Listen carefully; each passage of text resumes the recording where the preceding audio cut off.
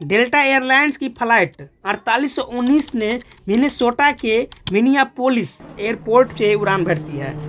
इस प्लेन में कुल 80 लोग मौजूद होते हैं, जिसमें 76 पैसेंजर और 4 क्रू मेंबर शामिल रहते हैं। तकरीबन यहाँ तक सभी सही सलामत अपनी मंजिल की ओर जा रहे होते हैं। सप्ताहांत में आए सर्दियों के तूफान बाद में बर्फबारी हो रही थी, जब हवाई अड्डे पर 51 किलोमीटर प्रति घंटा की रफ्तार से हवाएं चल रहे थे और 64 किलोमीटर प्रति घंटे की रफ्तार से झोंके भी थे। टोरंटो पियर्सन अंतर्राष्ट्रीय हवाई अड्डे पर उतरते समय प्लेन के अंदर चीख पुकार होने लगी। 2:13 में EA-60 पर रनवे 13 की दहलीज पर उतरते समय प्लेन क्रैश कर जाते हैं। दोस्तों, बहुत ही दर्दनाक स्टोरी इस छोटी सी वीडियो में जानते हैं। Here we begin with the breaking news in Toronto. A Delta Airlines plane crashed while landing. We are getting our first look tonight. इसमें शामिल विमान 15 साल पुराना बॉम्बार्डियर CRJ-900LR था, जिसका टेल नंबर N932 XJ और फ्लीट नंबर 932 था।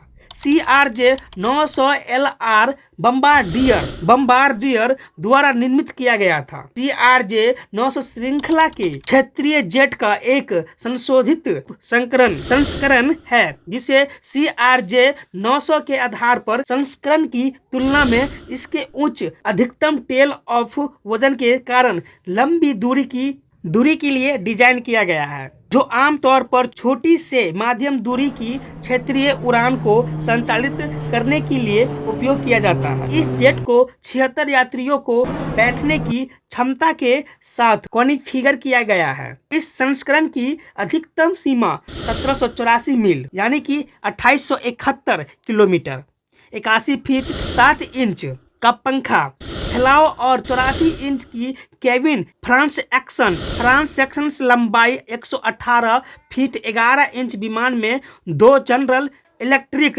CF 34.8 C5 turbofan सितंबर 2008 में क्षेत्रीय ऑपरेटर मेसाब एयरलाइंस के साथ वाणिज्यिक सेवा में प्रवेश किया। उसी वर्ष अक्टूबर तक नॉर्थ वेस्ट एयरलाइंस के लिए परिचालन किया गया, जब इससे डेल्टा कनेक्शन के लिए परिचालन शुरू किया। बाद में 2012 में मेसाबा एयरलाइंस और पिनेकर एयरलाइंस के लिए के बाद विमान को और पिकनेल एयरलाइंस के विलय के बाद विमान को पिकनेल एयरलाइंस को हस्तांतरित कर दिया गया और 2013 में कंपनी का नाम बदलकर एंडेवर एयर कर दिया गया। डेल्टा कनेक्शन फ्लाइट 4819 जो मिनियापोलिस सेंट पॉल अंतर्राष्ट्रीय हवाई अड्डे से उड़ान भरती है और यहाँ तक सभी सही सलामत अपनी मंजिल की ओर जा रहे होते हैं। 17 फरवरी 2025 को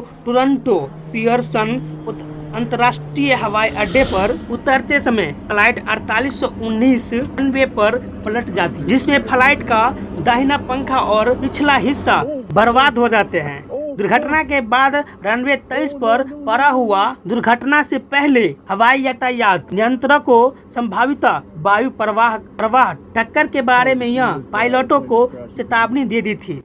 वीडियो में विमान को उल्टा दिखाया गया, जिसका स्टारबोर्ड विंग गायब है और इसका ऊर्ध्वाधर पंख फटा हुआ है और छेद से धुआं देखा गया। 2025 में पोटोमेक नदी माध्यम हवा में टकराव के बाद और CRJ-700 श्रृंखला के लिए कुल मिलाकर दूसरी पलटवार ग्रेटर टोरंटो एयरफोर्स अथॉरिटी के CIO और टोरंटो को इंटरनेशनल के अध्ययन डेबोरा फील्ड के अनुसार दुर्घटना में 17 लोगों घायल हुए। उन्हें अस्पताल ले जाया गया, लेकिन बाद में एयरपोर्ट की अग्निशमन प्रमुख ने पुष्टि की कि एक और यात्री को घायल अवस्था में अस्पताल ले जाया गया। अधिकारियों ने कहा कि कम से कम एक बच्चा और 2 60 के दशक में एक पुरुष और 40 के दशक में एक महिला गंभीर हालत में थे। कोई भी चोट जानलेवा नहीं। घायलों में से 3 को एयर एम्बुलेंस से अस्पताल ले गया गया। तुरंतो पियर्सन अंतर्राष्ट्रीय हवाई अड्डा को दुर्घटना के तुरंत बाद विमान की आपात स्थिति के कारण रोक दिया गया, जिसमें शाम 5 बजे EST तक सभी टेक ऑफ और लैंडिंग को रोक दिया गया। जब हवाई अड्डे ने प्रस्थान और आगमन यातायात को फिर से शुरू किया, मॉन्ट्रियल ट्रूडो अंतर्राष्ट्रीय हवाई अड्डे और उनके अलावा मैकडोनाल्ड कार्टियर अंतर्राष्ट्रीय हवाई अड्डे ने घटना के बाद कई एयरपोर्ट को डायवर्ट की गई उड़ान का स्वीकार करना शुरू कर दिया गया। ओंटारियो के प्रीमियम डग कोई ने कहा कि प्रांतीय अधिकारी अवश्य सहायता प्रदान करेगी। दोस्तों, इस वीडियो में कही गई बातें गूगल और यूट्यूब से ली गई है। अगर यह वीडियो आपको थोड़ी भी अच्छी लगी तो वीडियो को लाइक एंड सब्सक्राइब जरूर करके जाइएगा। बहुत बहुत धन्यवाद।